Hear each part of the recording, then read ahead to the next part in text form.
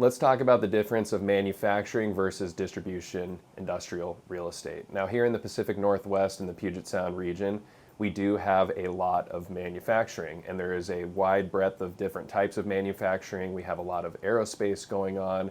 We have life sciences. We have boat builders. I mean, there's a lot of different categories out there of what we're building here in the Northwest.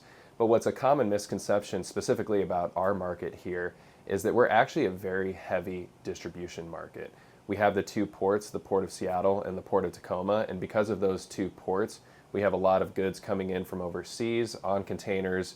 Those containers are getting brought to distribution and sort warehouses where they're then going out to all kinds of places all over the country. So when you really think about it, as much as we get to hang our hats as being an advanced manufacturing hub here in the Northwest, if you truly look at the tenant mix and the building occupancies, we're actually much heavier tilted towards distribution tenants. And case in point, that's why we're seeing the majority of our industrial new construction centered around heavy distribution. So it's an interesting concept. A lot of municipalities would like to see more manufacturers here, more manufacturing, high-skilled, higher-paying jobs.